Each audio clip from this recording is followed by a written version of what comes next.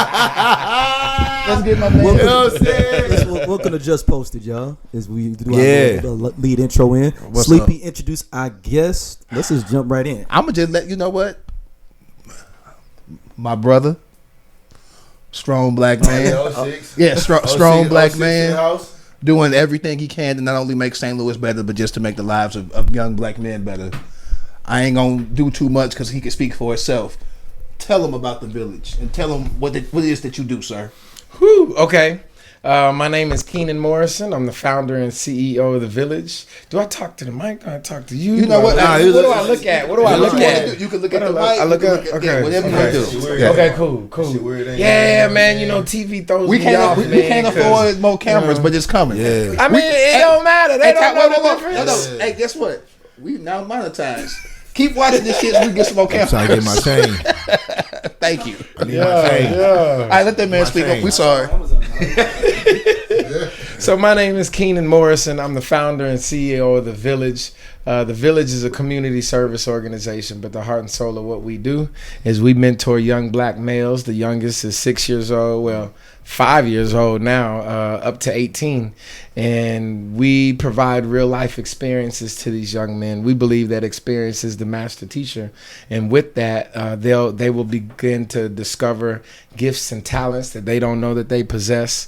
And from there, they'll start to realize the value of their life and what has been given to them, and therefore they'll take it more seriously and start to make better, wiser decisions about the potential that they possess. What gave you the that's dope. That's dope. I want to stamp that. What gave you the motivation to want to create something like that? Honestly, my parents, man. My parents, so both my parents were born and raised in St. Louis, West Side, Arlington and Martin Luther King, Theodosia and Maffett and Theodosia, and what's the other one? Yeah, Maffett and Euclid. Yeah. Maffett and Euclid. That's real West Side. Theodosia and Arlington. Yeah. You know, affiliated. So, but real short, my grandmother migrated from Mississippi. She had like 5 sisters with her. They all lived in the same 4-family flat. One of those sisters, of course, birthed my line, but another sister had like 8 boys. Damn. In the 70s. So, you know, and that became the West Side Bloods. Big family. You know? So I never tell, you know, I'm not in a gang, but I do tell people I'm affiliated. Yeah, you got to process that. No, because I'm from over that area. I'm from over Bessie Court, Bessie over, and I mean, it's on the other side of Metro Bridge. Yeah. So you're telling me that the Maffett Bloods over there, not Maffett, Arlington. So, okay, way more west side. So you talking about close to the Horseshoe? So basically, the Horseshoe Blood. No, Horseshoe. That's a whole. Yeah, but okay. They told me never go over there. Yeah, I've only been over there one time on accident. And it was like, and then you was like, oh shit, it's the Horseshoe. Yeah. And then you start. Look, I backed out. Yes, so do the police. It was only, as an affiliated person, there was only certain even areas that I would even go to. Yeah. And I mean, because it was affiliated. I wasn't out here toting no guns or nothing like that. But you were safe. Oh yeah, I could go to Walnut Park today. That's it. I can go over to Thrush right now. Yeah, and be okay. So I wasn't born and raised here. My parents were both the first to go to college in the family, but I grew up in the suburbs. But every summer since birth, they would send me back to St. Louis for 2 weeks. I thought I was getting my vacation. Turns out they were dropping me off. Yeah. But on the west side, man, I had 3 like the Ice Cube song, like my summer in St. Louis. Summer vacation. When you talk about being in St. Louis, St. Louis niggas want their blocks back. Yeah. So my parents adopted 3 little cousins from the west side and brought them back to I grew up outside St. Louis, west suburbs, and you know it was, you know, I called it Pleasantville because it was just like the movie out there. And so watching those 3 boys turn into my brothers, and just that whole situation, because I watched them work through all those traumas that didn't have labels back in the 90s. You know what I mean? It was still the same thing, same traumas now identified. Yeah. And so that's when I realized that I had a talent with youth. I was the communicator between the generations, and experience is the master teacher again. Yeah, man. I mean, well, nah, shout out to your movement, because like it's needed right now. I mean, them young boys that be up and down these blocks, young boys and young girls. You know what I'm saying? It's just it's unfortunate. I won't stay on it for long, but call like them lost boys. I mean, for real, it's just when you have these conversations with these youngins, you know what I'm saying? You talk to them, you know what I'm saying? Whatever. Like you can look in their eyes and you can just tell, like, you don't even realize how deep in you are. Right. Mm-hmm. To you, it's literally, to some of them, it's like a game. You know what I'm saying? Like it's not being. They don't understand the repercussions of. Yeah, like, you know what I'm saying? Of like the decisions that they make. I know real young people who toting heavy on these Instagram pages and Facebook pages and all this rah talk, and I'm like, you know what's crazy? I said, you doing that and recording yourself doing that. That's crazy to me. And I had one of them tell me, well, that's how I get the message out. And I'm like, it's crazy to me. How we used to get the message out is different from how you doing it. It was with a different energy. And I felt myself being that old, because I'm like, what if you redirected that energy? You know what I'm saying? But anyway. There's nothing wrong with wanting to be a mentor and wanting to change somebody's mindset. Because at some point, I can only speak for myself, my mindset was changed. At some point, I could have went way left. Yeah. All of us had that choice. Yeah. And somebody looked out for me, or an extra prayer, something, and it helped put me back on that right path. And the thing is that they planted that seed long before you came to that fork in the road. That's what I mean.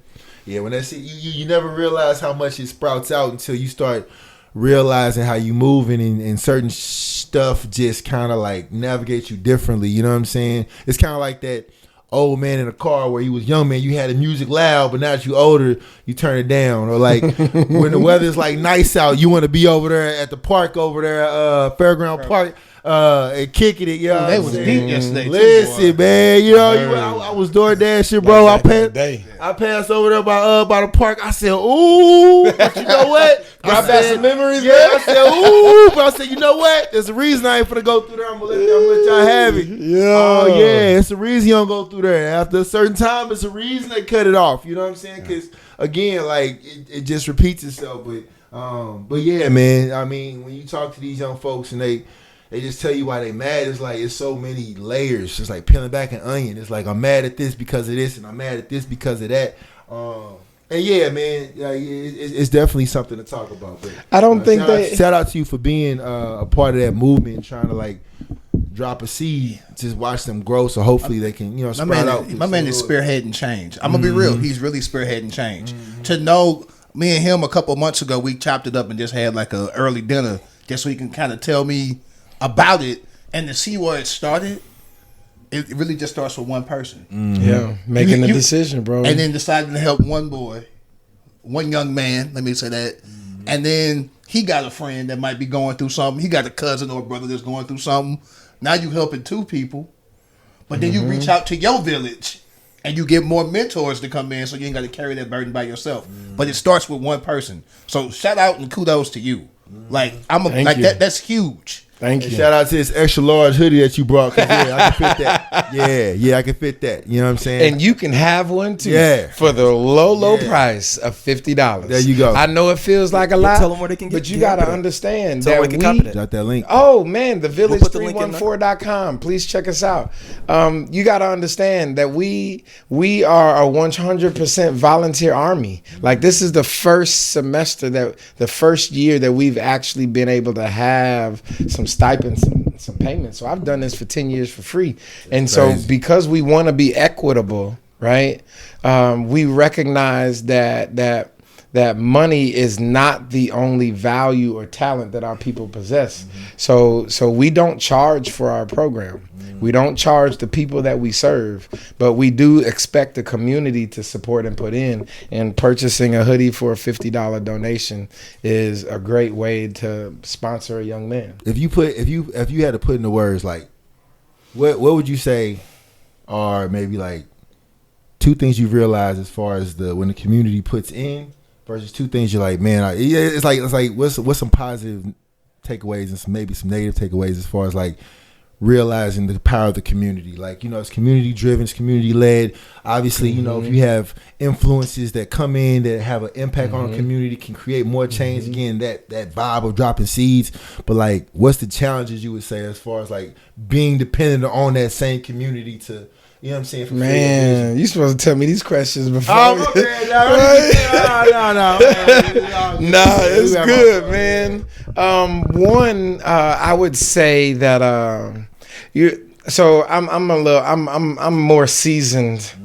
Just by a couple years, but I'm a little bit more seasoned than the people in the room. I'm gonna be 42. I'm gonna be 42. I'm turning 46 this year, so we right there, right? Listen, man, Lord willing, so dog. Lord willing, don't crack, man. Lord willing, I'm be there. They be like, you got grades in your beard. I Couple say, months. You ain't right, bro. I love that. I know wisdom speaks, Listen, right? Man, hey, So one, the benefits, like, they say we're no longer a grassroots organization. We have evolved, but I say grassroots because the people who were here with us, they were only here with me because they wanted to be here.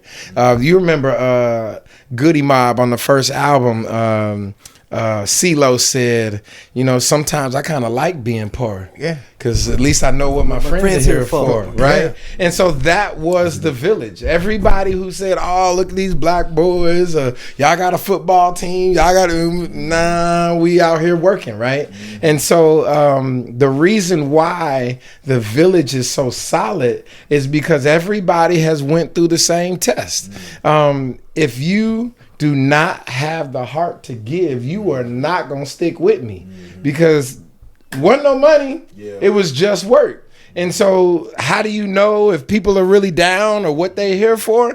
Whether or not they show up. Yeah. And so some people who said that they were for the people, everybody with dreads for the fall, everybody with golds for the cause. Yeah. No, so don't get caught up in appearance. So we give everybody the same standard. And but the thing is you got to recognize that there's a lot of ways to give and a lot of ways to serve the people. And you all being here helping me get the word out, that counts. You know what I mean? So everybody has a gift and a talent. And we have to remember that when we look at these young black boys. Because you're right, they are boys. 20, 21, they still boys. I was still a child in college. I ain't know. When I think back to the dumb stuff that I would do in college, I'm going to be real. That transition from high school to college. We used to do it college. Like, I am and we all supposed to grow and change. But I should not have been in college fighting as much as I did. I used to, I'm being honest.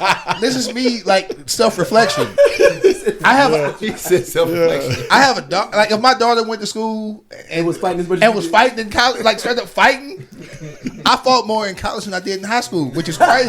Don't be like me. Be better than me. No, I'm just saying. Imagine the equity that people put into me to get me to college, to help get me there. And those I got into a fight on UMSL's campus once and got arrested. UMSL had a whole cell, the whole 9. I could have got kicked out of school if not for people vouching, and thank God for cameras. This was after 9/11, so we had cameras in there. Oh my goodness! Because I wasn't the aggressor in this situation, but there were plenty of times where I was the aggressor. Oh my goodness! You remember that? Yeah. That was the most. Allegedly. No, I mean, Yeah. We do not condone gangs or violence in this show. It wasn't a gang.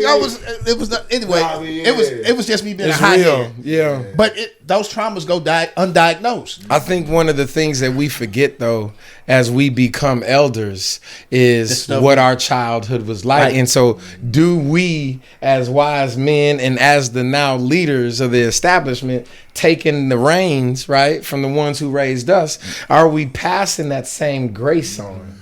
Because life, money, work, family, kids, that burden gets on you. And so the path of least resistance is where all of that, negativity, frustration flows. And sometimes when you think about grace, it's about also aligned with patience. So if I'm giving grace to this young man who just been It's about me remembering, okay, Doja, be patient. And it's not about if they deserve it, right? Because you got it whether you deserved it or not, right? I bought my hand so many times, but somebody kept believing in me. That's right. You got to keep believing in people. I remember us talking, and you told me something that was really dope. Somebody needs something, somebody whatever. It's a lawn you can cut. Yeah. You ain't got the mower. Yeah, I got the mower. Because I don't give out no money. Yeah, no. Like you teach people but like you can earn it. The value of like work and sweat equity, and not. We used to have to go out and get it by whatever, like shovel snow, do whatever. Yeah. Like sweep up her in the barbershop. I don't even know if that's the thing. Yeah. But like that used to be stuff like kid hustles before you decided to do it whatever crazy you was gonna do. Yeah. You had like regular little hustles to get money, especially in the hood. Pre-internet. Because that's what. And what another thing was. So you know what I'm saying, at the school I work at, the region I work for, it's crazy because we're working on trying to develop just a way that young kids can have a voice. So we've been working on trying to think about this podcast where kids can lead it right within that region. And I remember I was talking to some of them about, what I'm saying, I just want to get money. I was like, I remember I was like, yo, you got a car, right? He's like, yeah, I got a car. You know what I'm saying? I can get to work. I said, so why are you applying for jobs? Because you do everything on your phone. Why wasn't you DoorDash? Why not Instacart? Why not, meet up with your guys and y'all go cut some grass? You know what I'm saying? It was quiet at first, and he was like, I just, because that wastes gas and that wastes time. I could be doing something else. I'm like, it was so many answers around it versus getting right into it. And that's why I take it back to when you talk to some of these young men, young women too. You know what I'm saying? It's like you can see the young the baby in them. You can see they ain't mentally it ain't there. You don't learn how to become. Your brain doesn't mature to make decisions until you 27, I believe. Yeah. So all you can do is again continue to drop those seeds, and again hopefully when it sprouts out, it's like, okay, you didn't have to. Hopefully, what Ho say, I did all that, so hopefully you don't have to go through that. That's right. Saying? But yeah, man. So shout out to your growth. So question for you though, what do you think that is like one of the root points of like, all right, at this age at this time is where they're most needed, where it could go. When we talked about you can go left or right, like middle school, middle school, middle school, without a doubt. If you got a kid, like if you try to talk to a kid at 16, 4th grade, bro.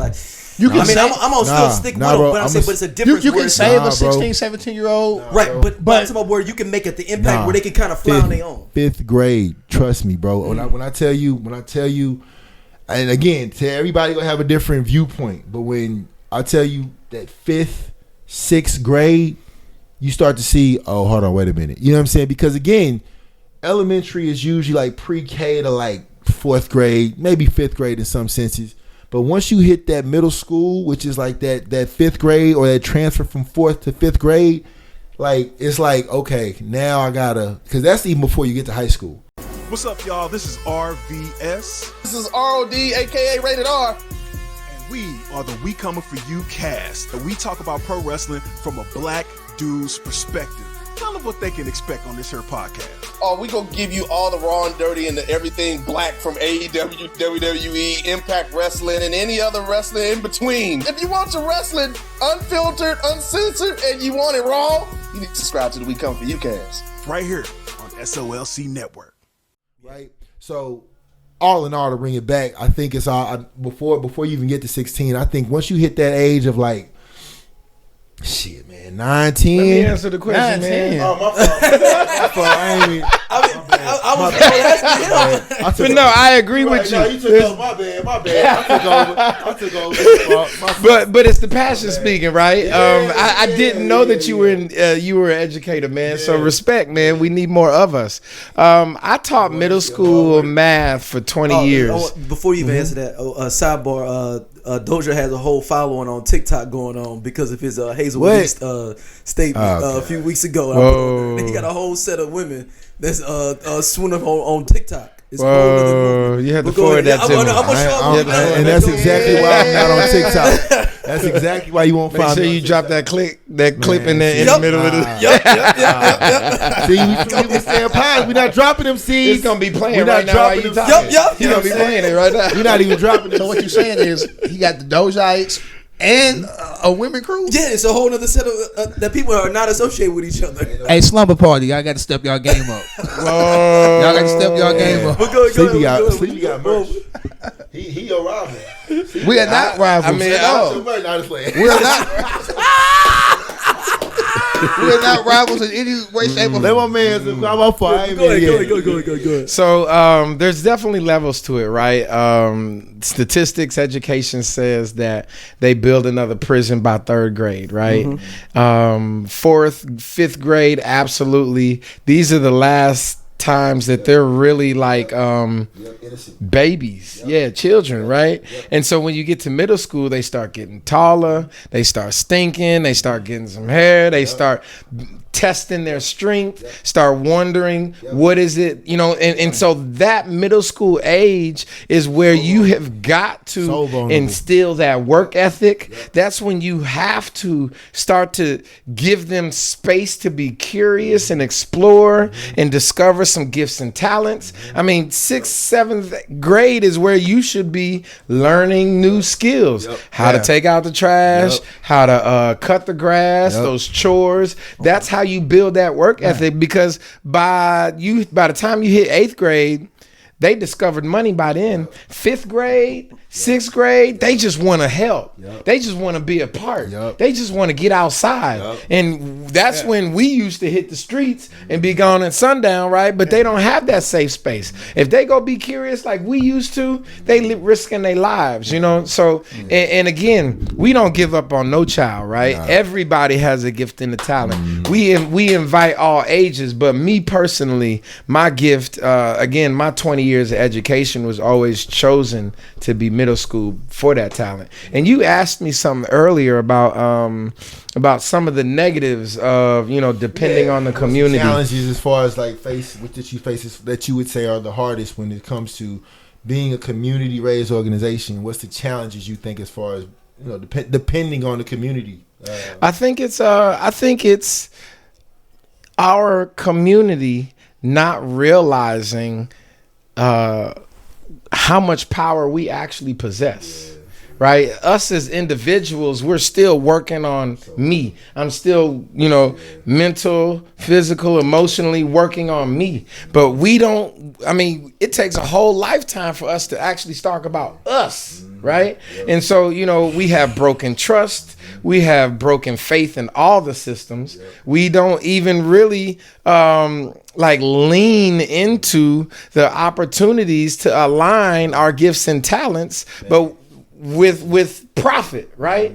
And so it takes a lot of faith to step out there and to take that risk, like some of the artists that we were talking about earlier. But the main thing is that we as a people, as a community, as a St. Louis community, we have so much power and influence. For example, we whenever a new family or a new volunteer or any new contact says, hey, we see what you're doing, how can we put in? I say, obviously like, subscribe, share. But even more, I say you work for somebody who profits from the community. I ask you to go to that company. I ask you to go to that company and say, hey, I am a part of an organization that I believe in, and I volunteer and I support in different ways, and I think my employer should also support this organization that I'm supporting. And that'll start the conversation. We have the letters, we have the 501c3 and all that formal paperwork, so we're legit. And if you don't mind being our light, our mouthpiece, our support, and just picking up these papers, I'll bring them to you. And just have the courage to go to your employer and say, hey, I want you guys to support, donate, provide resources to this organization. If everybody who touched or had some type of relationship with the village did that, man, bro, Yeah. I mean, we talking about thousands. Yeah, it brings to mind about like the when you say power in the people. Like when you think about all the different community centers we have already in the city that they're just kind of not. I ain't gonna say withering away, but just aren't as impactful as they should be. Woes, Herbert Hoover, Matthew Dickey, and I'm not. This is not a shot to say they're not doing their part to try to increase. But if you think about I'm sure they're doing their best. so many influences and so much impact could be put into those places where, again, like a place like the Village could have their own office, right? Because again, the community is building into that. So, but see, that's the thing. It shouldn't require the Village having our own. Yeah. Just the fact, like, all it requires is relationship and collaboration. Yeah. Matthew Dickey, Urban League, Herbert Hoover. Imagine if they all actually worked together. The impact that they would have, Village aside, you know, like together, we can make a huge change. But everybody throughout the city, not just those non-for-profits, they got their own little niche, their own little project. They protecting their space, and man, collaboration can be hard sometimes. Collaboration can be. I mean, we all alphas. Collaborating with another organization, definitely, because it's not even the ego aspect of it. You go in worried about your brand. How's this gonna make my brand look? If this, I mean, I can speak on that. Like being a nonprofit, you don't get paid a lot. You just not starting to get paid. You said so. It's a true passion and love. Yeah. And some of these other organizations, and again, there's no shot. They are now big enough where they got people that get a salary. They get paid. And I think sometimes when you start to get paid, you lose. I don't say you lose the passion, but you get paid. Sometimes you move out that village. It's a distraction, man. Because honestly, it can be a credit. Yeah, I mean, honestly, I just wanted to serve the people. You know, I became a teacher. I started a mentoring program, and I loved assisting and raising these boys. But as the organization gets bigger, my responsibilities evolve, right? Yep. So now I got to be a grant writer. Now I got to learn about HR. Now I got to learn about funding and donor, and all these things that is required to keep the vision alive forces me It's a job. It's a job now, bro. Man, and so it pulls me away from the groundbreaking work that I love to do. You know, so because you got to write that grant, you can't necessarily be there. Yeah, it's a gift and a curse. When we doing the history presentation today, I'm gonna let them take care of that. I trust them. Let me write this grant, but the grants needed too. Like you need. Yeah, it's got to be a tough situation. Yeah, even you getting success in one and then getting away for the love of the game. But an entrepreneur for a nonprofit, because that's still entrepreneurship, whether you believe it or not. Yeah, you took something. A vision that you had, put sweat equity into it, got people to believe in you, and to support you. I like that's beautiful. I liken it like you know, everybody says who's the GOAT, right? And right now Tom Brady's like the top list for the football NFL GOAT. I heard somebody on the internet, man, they was like Joe Montana. Remember Joe Montana? Absolutely. 4 rings in a row. It's my favorite football. No losses. That's my favorite. And then not only that, but the quarterback behind him came and won 2 more. Steve Young, bro, if you can pass that game down and that person behind you, I think that takes away from Joe Montana with Steve Young. Steve Young getting his rings, I think, took away from. Well, people lost that, man. No, but one of them rings, Steve was just on the team. Yeah, but I'm saying, but him coming in to get another ring after that, I think that takes the luster off because you look at it, he's a plug and play. Well, no, because Joe Montana he went to Kansas. We know it's not. He went to Kansas. Meaning like he left and we just plugged in another quarterback. Put into a it's just Bill Walsh. Just Bill Walsh is flipping it up. He went to Kansas City and still got them to the playoffs. And he still got them to the playoffs. Yeah. So I mean, it was like Joe Montana was fantastic. Yeah. He just got old, but he passed that game. Steve Young was. Yeah. I mean, that matters. And you not a leader if you can't raise leaders. That's all. Well said. Because Tom Brady, everybody up under him, trash. Yeah. I mean, that teach nobody. That fall from grace with Bill Belichick, bro. That fall from grace with Bill Belichick, boy, he looked more and more regular. I mean, that was an ugly breakup, man. I mean, that was a relationship for the ages. I was like, the Patriots. I'm not a Patriots fan, but Bill Belichick is the reason he gave you the. Oh wow, maybe he was. You never thought they'd get divorced, did you? You thought they was gonna be together forever, my boy went to Florida and was like, he got another ring, and then put goals in his mouth. So I said, wait a minute. So I think you acting different out here. You on South Beach with your chest out, bro. No. I seen Tom Brady with pictures. He had the Cuban on. I said, what's T Bizzle? He wore MAGA hats though. Don't ever let these white folks trick you. Don't ever let these white folks. I don't care how cool they are. No, he don't wear it. He just keep it in his locker. Y'all, you saw that? I remember that. Because every time he gets interviewed, it's right there. No. Wow. Don't let the cool white people trick you. I remember that. Because he cool on camera, but is he cool with his dollars? Is he putting into the hood and helping people out? No, he do stuff to get. He got a grill. He got no to get. That's a great point, though. We gotta make that and keep that the standard across the board throughout the community. If you want something out, you have to put something in. That's how you reset the establishment from politicians on down. The crazy part is the game is now like, if let's say I'm a MAGA supporter, but I put $2 million into the village, and I'm like, look what I did for. Of course, you appreciate it because it's $2 million to your organization. But it's just like, but you don't like you put money into me, but you really don't believe into what you know what I'm saying. It's well, you put $2 million to me, but you put in $6 million to the guy who's gonna undermine what I'm trying to do. Like clearly, his values do not align with my values, and he's on a bigger stage. So yes, you can be appreciative.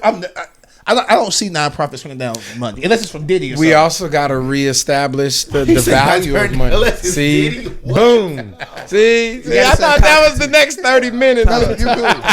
Wow. You got to say no to Diddy. No Diddy. How many dudes did Diddy diddle do? Hey, listen. What did I say? What was that on? I saw. And I apologize. Diddy diddle dude. We go right into it. Well, we went for commit. I think my man's telling the story. He's telling the story, man. Now we jumping into the ratchet shit. You know what I'm saying? But you said but we have to realign the value of money. Money has its place. Money definitely has a set value in your household, but we have to remember that there are things more important than that. And and us as a community being a victim of generational lack, right? We have to rebalance that out. The system was not made for us. We've tried to navigate it as best that we can. And capitalism, honestly, truthfully, because of generational setbacks and the racism hasn't always impacted us. Yes, some of us rise to the top using our talents, the Oprahs, the LeBrons, the Michael Jordans, but that's a very the Kenans. Yes, the Kenans. That's right. That's right. Some of us rise. I was gonna say, I was not gonna group you with them, but the Kenans. Yeah, you should. But the Kenans, because your rise was one funded by the people. Yeah. Funded by heart and determination. Yeah. You didn't pick up a ball or act in a movie or, get a cosign from another actor or director. Yeah. Like, America always tells you to pull yourself up by your bootstraps. That's right. And you can make it on your own if you work at it. And usually I don't buy into that, but you would be a definition of that. Well, I am the product of some wonderful people, and I got a lot of people holding me down. But I think you hit something, because the truth is nobody can do it by themselves. And if you meet the person that says I did all this by me, they are a fucking liar. They're a liar and a half. Yeah, somebody. Can you give us a success story of a kid that y'all helped get to somewhere? And that was from here, and then got them there. Oh man, we got a lot of them. Yeah, I mean, share some success stories. Because people always hear about, we need to help these kids, but they don't hear the success stories of this kid was doing this, we got him doing this now, and he's become, I don't know, a doctor or did whatever. Where they really show, they always show we tried, and he ended up going to jail for 15. They don't ever show them becoming an archaeologist doing, something in New Zealand. Yeah. You know they what I don't mean? talk about the baseball player and the 7 strikeouts, right? Right. Yeah. But if he hit 3, he's a millionaire. Yeah. Out of 10, right? Yeah. For me, and I tell this story a lot, just talking and walking with the people, but it is, to me, the formal definition of the work that we do. The very first 6-year-old that we brought into the program, he was labeled every disability that education can place on him. And so when he started working with us, his mom said, "Can you please take my son?" I said, "Well, we don't really go down that young. We really focus on middle school and high school because, I don't wipe butts and I ain't walking nobody to the bathroom." She said, "Well, if you don't take him, I'm going to kill him." Not literally, but parents are tired, man. They tired. And so when I met the young man, he was stomping on the table, and the teacher was like, "Sit down." And he got he was stomping on a chair, and he got from the chair to the table. And I said, "Oh, you must be him, right? you him, you that man, you that guy." But I say that to say that now he's a 8th grader going to high school. Now he is back into the general population of education.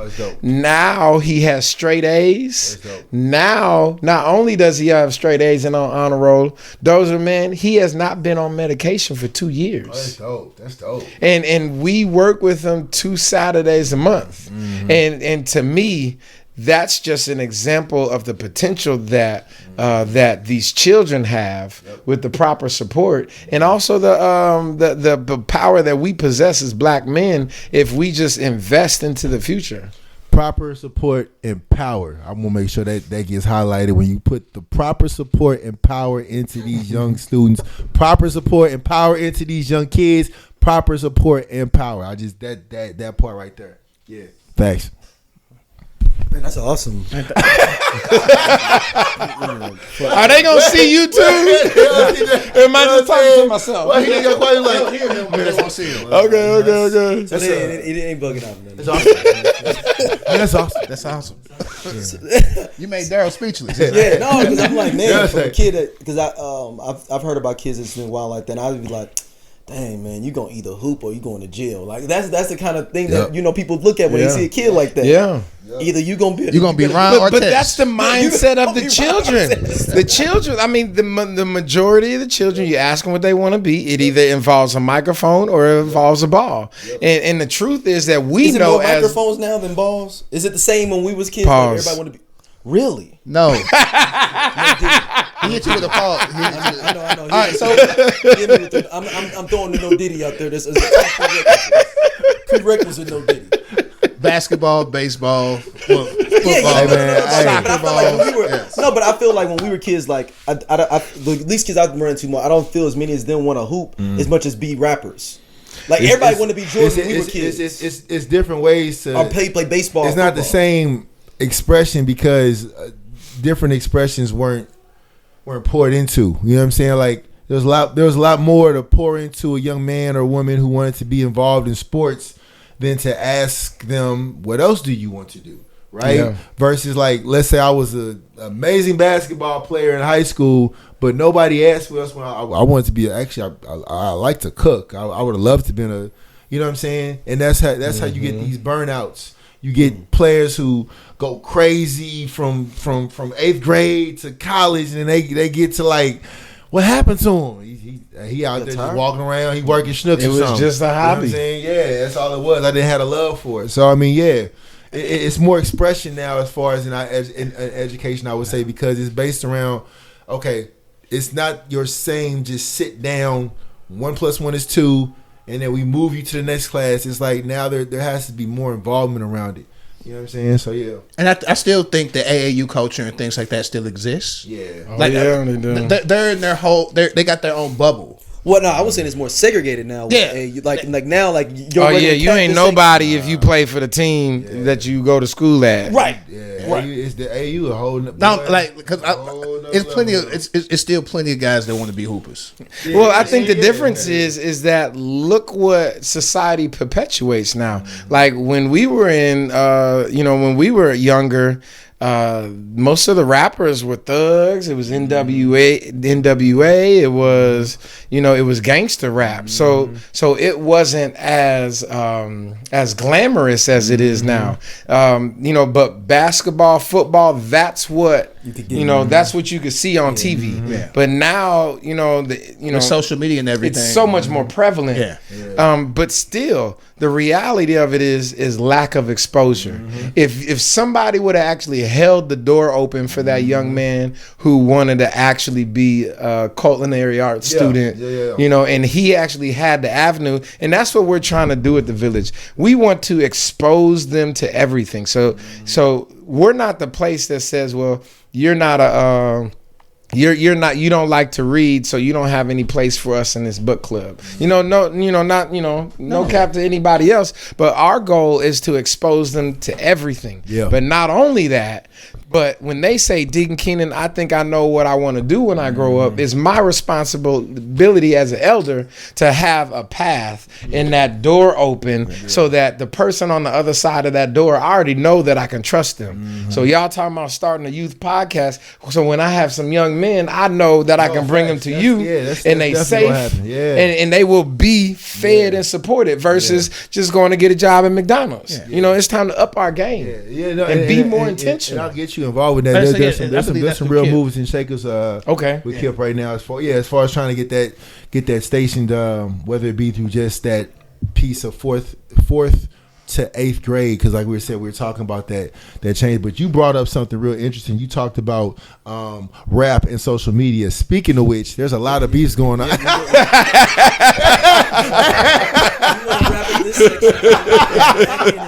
Boy, I know that mug gonna be on fire. Get your hot sauce and your ranch, boy. Let everybody know where they can, check the Village out at and support and help out with the Village. Yeah.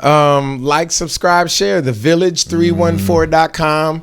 We're on Facebook. We're on YouTube. We're on what's all the fancy ones? IG. Look us up. We're on what's that other fan? LinkedIn. Nah, the kids got TikTok, man. I'm trying to get off social media, but you can find us, and I challenge you to do your homework, research us. I think you'll be proud of what seriously, we're doing. Please check him out. It's not just him. There's a whole village marching behind him. So please check him out. Anything that you can do to help, he'll definitely accept. And he's a part of the greatest fraternity ever.